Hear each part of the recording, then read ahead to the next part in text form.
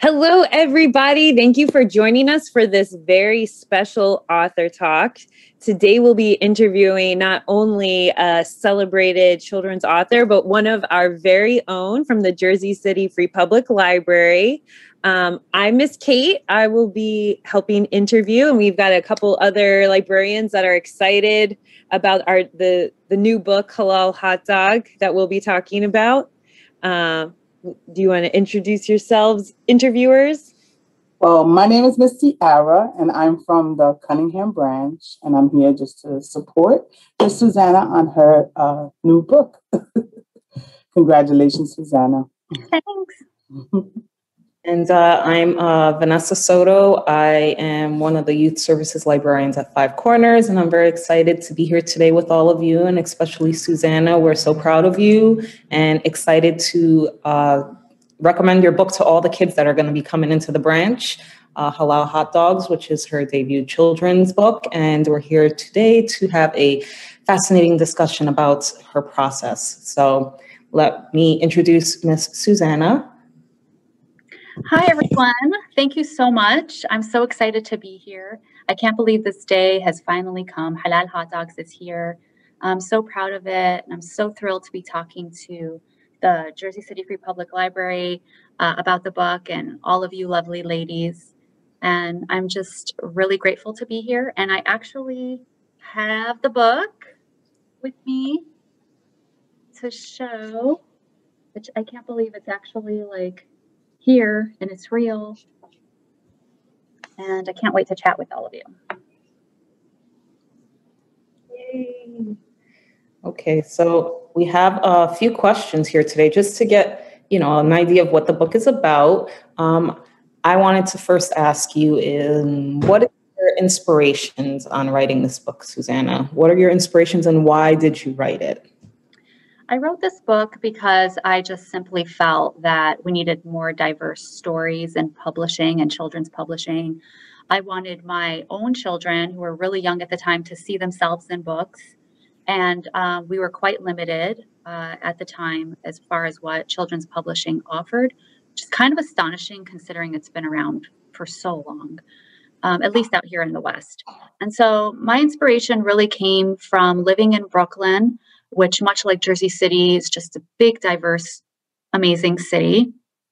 And just walking around Bay Ridge, Brooklyn, which is a neighborhood in Brooklyn, and more specifically along Fifth Avenue, which is a large demographic of Arab population. And in that area, you'll find so many Middle Eastern inspired stores and businesses. So just walking around there and seeing kids play and, just having a place, it just inspired me to create a story about a family that I could envision living there. So my question is, I think you answered a little bit, is, what is your background specifically? Obviously, you identify with the community that you wrote this book about. What is your personal background? I absolutely identify with the community that I'm writing about. I'm an own voices author, which means that I represent a marginalized or underrepresented community. And so my background is Arab American, Palestinian Muslim American, more specifically. And so I guess that in itself, just kind of motivated me to bring more Arab stories to publishing. Well, I don't want to hog all of the time. I'm going to let Miss Tiara and Miss Kate take some questions. Well, I have a question that I would like to ask. Can you tell us a little bit about the characters in your book? Sure. I'm so in love with my characters, and I feel that the illustrator did a really great job bringing them to life. So my main character is a boy named Musa. And more specifically, his name is an actually really long name. So traditionally, you'll find in the Middle East, the names are very long. And you'll find that in Spanish culture as well and other cultures as well. So his full name is Musa Ahmed Abdul Aziz Mustafa Abdul Salam. So that's his name. So we'll start from there. And I kind of identify with that because my full name is Susannah Hani Waji Abdulaziz Taya. And so that kind of got me thinking, well, let me just have a character with a long name as well. And so he comes from a blended family. He lives with his mother, his mother, his father, his little sister, and his grandfather. So, you know, the whole sense of the traditional family is not so traditional anymore. You see blended families. You see families with aunts and uncles and cousins and you know, one parent homes or whatnot. So I think it's important for kids to see themselves in the books and have non-traditional families and blended families. And so that is a little bit about Musa and his family. Thank you. What do you hope to see in children's publishing, to see more in children's publishing? You know, I feel like today in children's publishing, you have tokenism sometimes among different ethnicities. So you see authors from different backgrounds, but there's only a few. Mm-hmm. So people see these titles, and they're popular titles oftentimes, and they think, oh, well, they exist. But in the grand scheme of things, they only represent a very small percentage of books being published today. So I would like to see every kid from every background represented. And that is it could seem like a daunting task, but it's so critical, it's so important that kids are understood. Kids from different backgrounds are understood. Kids from multicultural backgrounds are understood and see themselves. So I would hope to see more multiculturalism in books and more diverse stories. And I love stories that teach about the culture as well. So not only do you have, different cultures represented, but you see the westernized adaptation of that culture as well, which can be interesting and add a whole different dimension to the story. So just seeing more diverse stories and stories that teach about culture, I would say. I hope to see more of that. And my one last question is, how can teachers incorporate this book into their classroom?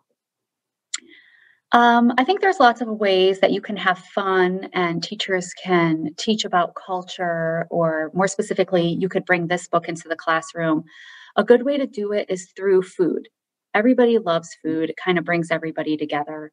So, you can have a craft project, that involves creating, I specifically do a specific craft called Halal Hot Dog people.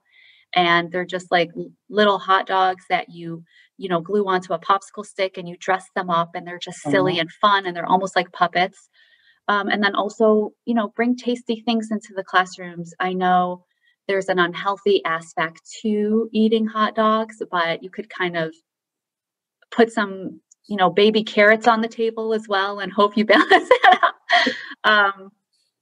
So I think sometimes tasting different cultures. I actually remember in school having great teachers who would have culture day where everybody kind of brought in something from their culture or something that they identified with somehow, and we got to taste the world. So I think that's a great way to do it. And then I think starting multicultural stories, reading diverse stories, story times are still so important, especially at a very young age, because the more that children are aware of different ethnicities and different cultures, less shock value later on in life and middle school or high school or grade school. Seeing someone different won't be so shocking or weird or unusual. So kind of doing away with that and pushing and more education and having fun with it. Bring dances into the classroom, cultural dances, music. There's using the senses, like sound, taste, that type of thing. Well, thank you so much for answering my questions. I look forward to reading your book. And now it's all to Kate. You're welcome. I am such a big fan of this book. I have been lucky enough to read it, and it is so adorable. And yes, everyone needs to check it out. Well, obviously. But my question is about the writing process. What is your writing process like, and what's your favorite part of the writing process? Okay, well, I think initially what attracted me to writing was I had young children at the time, and I just needed that time for myself. I needed the mom time.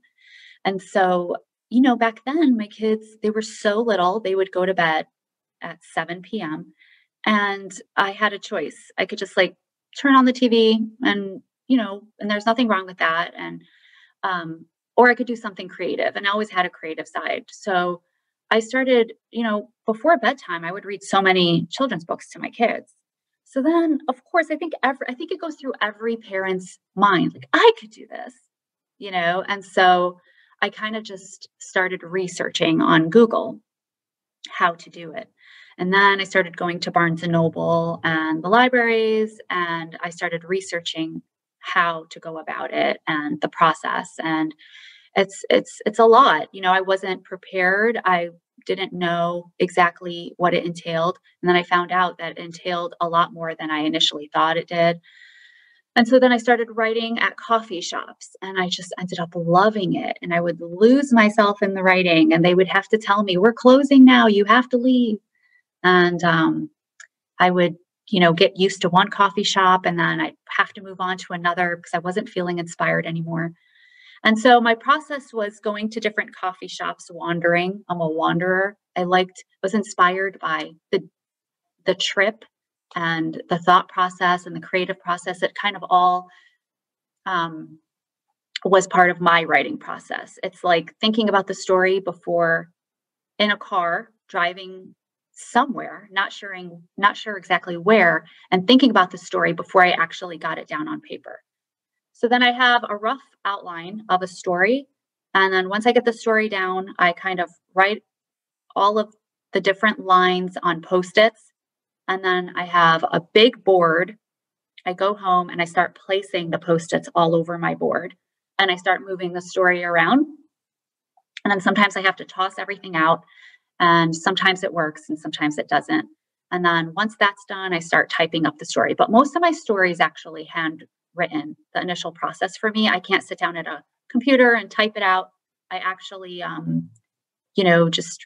still love the art of writing with colored pens and colored Post-its and all of that stimulating tools. Like I love color. So that is also another, part of my process. So that's pretty much how I do it. And what's your favorite part of that? I think my favorite part is starting the process, using my different colored pens and just writing about the character, like, who is this character? So I guess the character development would probably be my favorite part. Like, who is my character? What does he do in a typical day? What does he like? How does he act? What are the funny things he says? And I'll write that stuff out. I'll jot it down so that I kind of know who he or she is. So probably just getting to know my characters is my favorite part of the process. Nice. And do you have any advice for other authors, maybe new authors? I feel like if you have a passion for writing and you love children's books, you can absolutely do this. It just takes a little hard work. Do your research and, go into it, take some notes. And, there's so many resources online and you can, purchase books that'll help you along with the process. There's really great books out there that'll help you. And then, read a ton of picture books, and you'll see different authors and how they write and their different styles, and then you'll come up with your own. So I would say to do that and then just keep working at it. And some people are naturals at it and some people have to work at it, and that's fine. But I feel like if you have a passion for this, you can absolutely do it. And my last question, what are some of your favorite children's books that helped inspire you? Um, there are books that I really love from growing up. One is No More Monsters for Me. And I'm not sure who the author was, but that was one of my favorites. The name of the author escapes me. I love Black Dog by Levi Pinfold. That's one of my favorites. Um, some of the newer ones I love are Yo Soy Muslim, and I love I have a cheat sheet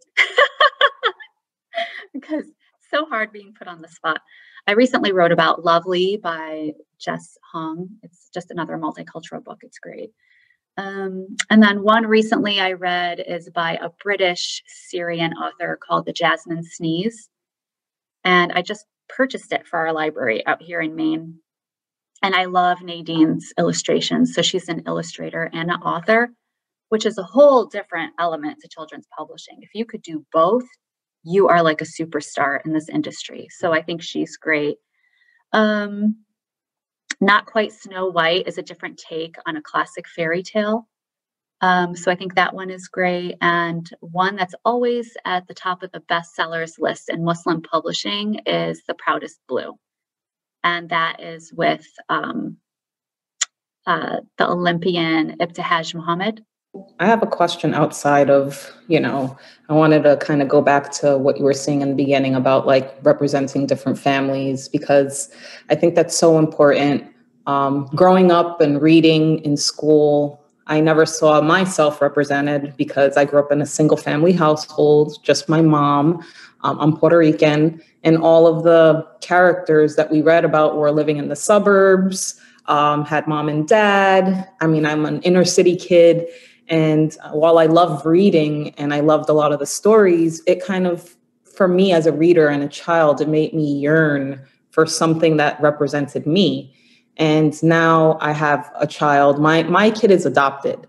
So we don't see a lot of those families in the books that we read. And one of my son's favorite characters is Spider-Man because he lives with his aunt and uncle, and my kid is my nephew. So he lives with his aunt and uncle.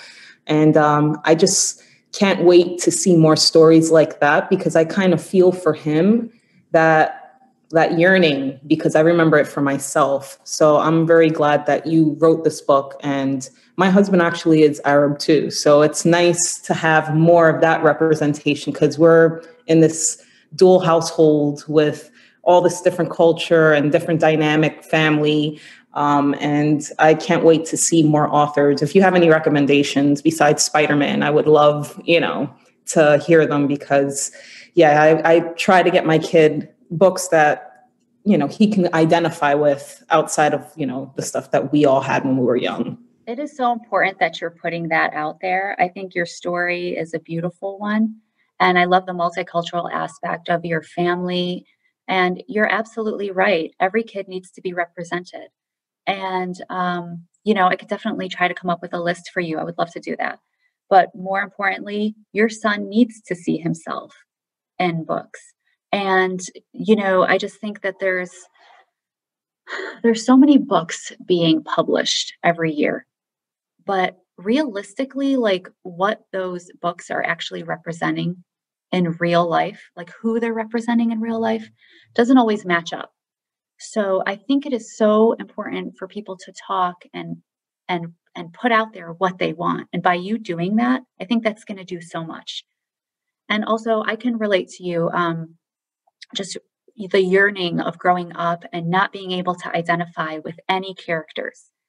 And so reading the Babysitter's Club series growing up, I think I identified with Claudia, the character Claudia, who is Asian American in the book. And I was just happy that I could kind of get that, like, because her parents were strict and her sister, was, so smart, and some of the things are relatable and some not.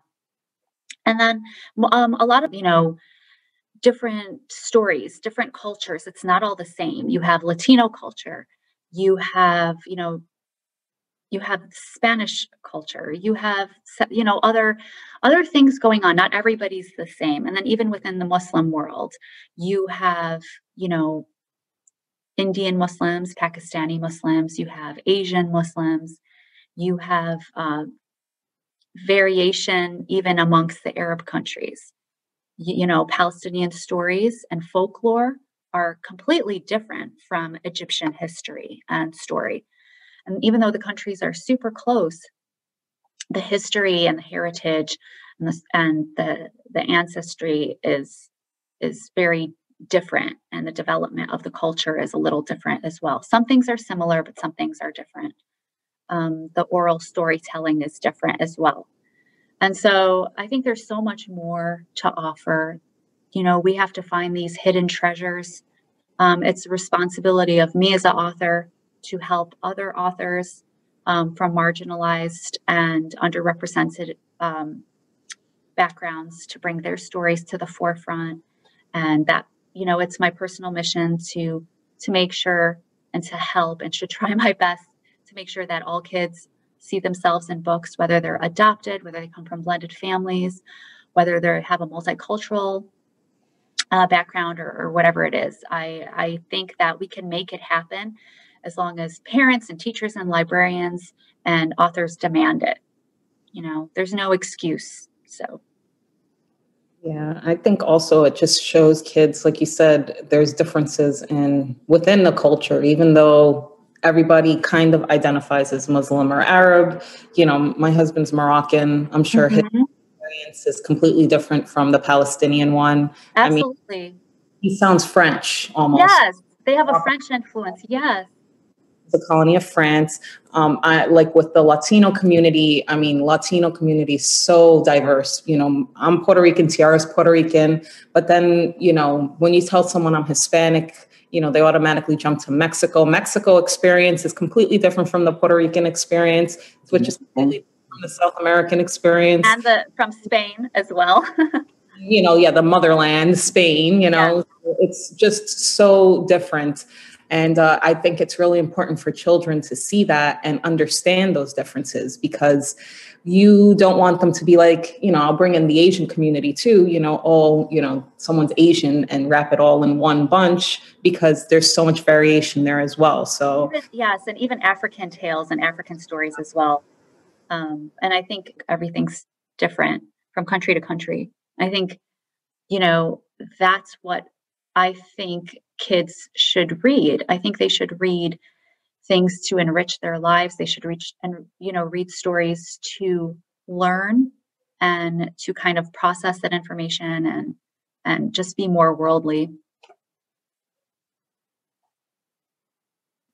Yeah, it's important, especially for communities that don't get to see a lot of diversity, to be open to it. And like you said, when they encounter it in real life, it's not a new thing. It's something that they're familiar with, because people are people and we're more comfortable with things we're familiar with. So I think it's really important that, you know, like, you know, reading about different cultures, I think there's window books and mirror books. Mm-hmm. And so you were talking about how important it is to have mirror books, but it also, on the other hand, these windows into different cultures to learn about it. And it's just so exciting that it's growing, and hopefully the trend continues and we can start learning more about each other, and it will be easier to, you know, get along. You know what? I think kids are also lucky these days that they know more about the world certainly more than how I had grown up. You know, everything's at their fingertips. You know, they can research online, any country. They can learn about cultures. And I think that's great. But there's still something to be said by having a print book in front of you and sharing that learning experience with a loved one, a brother, sister, grandparent, caretaker. I think having something tangible in your hand is so critical, so important. So it's not just about that instant learning experience online and connecting, but it's more. It's discussions that follow, which are great. And I think teachers are doing a great job. I know personally, my son was just reading Layla's Lunchbox by Reem Faruqi in his class, and they had a whole week of lessons surrounding this book. And I think that teachers are really trying, and they're doing a great job. And I think we're going to be seeing a lot of positive things come out of this in the future.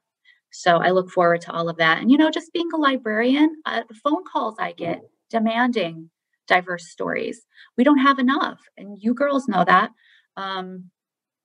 We tend to check out those books quickly, and we have so many holds for a lot of diverse reads, a lot of diverse stories. So, it's just, I guess, up to us to order multiple copies and try to kind of put out there as much as possible that we need more. So that's our responsibility as librarians as well. So, and I think that's what makes being a youth service librarian fun, is we get to, take that wish list that parents want, and we get to make that happen. So I think there's a lot of fulfillment that comes through that as well, like a different aspect of the publishing world.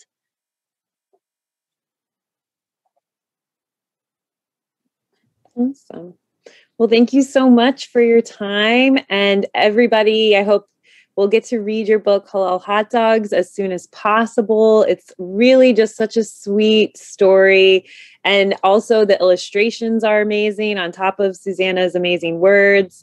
It's definitely one of my favorites. I keep telling everyone, even if I didn't know Susannah personally, I would love this book. It's like one of my top 5 Thank you so much. Right now. I really appreciate it, Kate. And I do love the illustrations. Parwinder Singh is an amazing illustrator. And I just really love what he did with this book. I had no complaints, and he was just so talented as well. So thank you for bringing that up. Yeah, and I definitely want to wish you, a happy Ramadan, because that's, ongoing now. I know because my is tired at home right now. So definitely, this is a timely book for, the month that you guys are celebrating. And I'm very excited to get it and to circulate it, because that's Thank you so much. I'm so honored that you guys had me. I'm glad I got to debut the book with the Jersey City Free Public Library. I'm so excited to be here. I'm so excited to share it with everyone. And thank you. We're headed into our last week of Ramadan or so. And so good things to come, Eid to come. So once again, congratulations. I wish Thank you, Tiara. The best, and I look forward to reading. I can't wait to read it. And if I can, get an autographed copy. Oh, absolutely. Everyone's getting autographed copies. But thank you so much. And happy Ramadan. Thank you. Thanks so much. Have a good day, all. Thank you. Have a good day, everyone. Take care, everyone. Bye. Bye. Thanks again.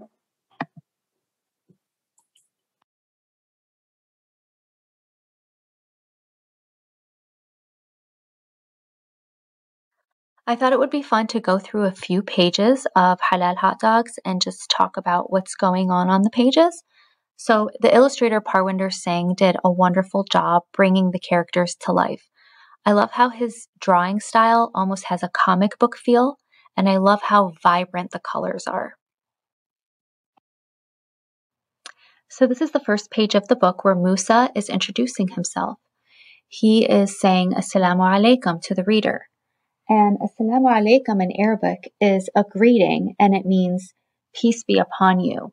And Muslims say this to each other when they greet each other. And if you also notice, Musa's name is very long. This is somewhat typical in Middle Eastern culture to carry the name of your father, your grandfather, and so on. And so that is why his name is so long. He's a very long family name.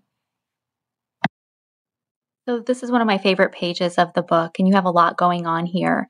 As you can see, the mom is making some mlokhia stew. Mlokhia is basically a Middle Eastern stew. It's a thicker consistency, and it's made from a pulverized leaf. It's a green leaf that's common in the Middle East. And so you notice indoors, she does not have the hijab or hair covering on, but outdoors she does wear it. And Muslim women oftentimes wear hijab, and sometimes they do, sometimes they do not. In this instance, this is showing people that inside the woman does not wear the hair covering, but she does outside. And you have a lot of funny things going on this page. Poor CD is having lemon accidentally squeezed in his eye. And then you have the family with the mlokhia stuck all over their teeth, which is very common. That's the thing about mlokhia, is if you're going to eat it, you better check your teeth afterwards. You have Baba, or the father, burning the kufta kebabs. Kufta is a type of spiced meat, and oftentimes in the summer, it is barbecued. On this page, you have Musa and his family heading out to the local masjid or mosque for Jum'ah prayer. And, they're just a fun family. So, you know what? Why not get a little excited and do a little Debka dance for a second or two on your way over? They're walking over and just having a lot of fun. And I love that. And I love that everybody's just kind of holding hands and having a fun, loving moment together. The Debka is a Middle Eastern dance, and you would find different variations of the Debka dance throughout the Middle East.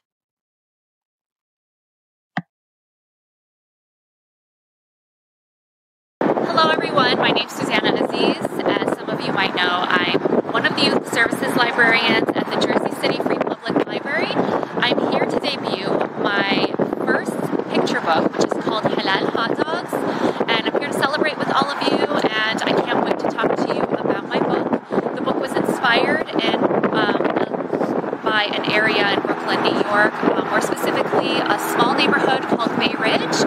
I would roam the streets with my children, and there was such a magic to living in a multicultural city that I was so inspired to write this book. And there's a specific area in Bay Ridge, Brooklyn, along 5th Avenue, which is filled with tons of Middle Eastern-owned businesses, and it has a large Arab American demographic and a really close-knit Muslim community. And I thought the best way to introduce all of you to Halal Hot Dogs is maybe just taking you around and seeing some of the spots that inspired me the most. So let's go.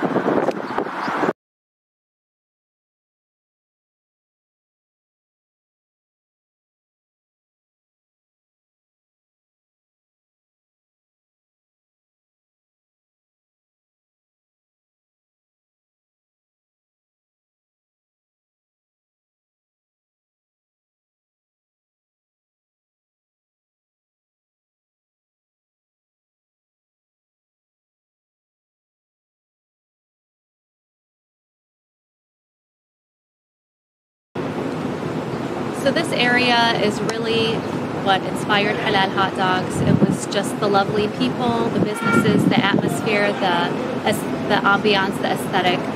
And, it was a place that I actually lived in. It's a real life story. It's a love story to Brooklyn.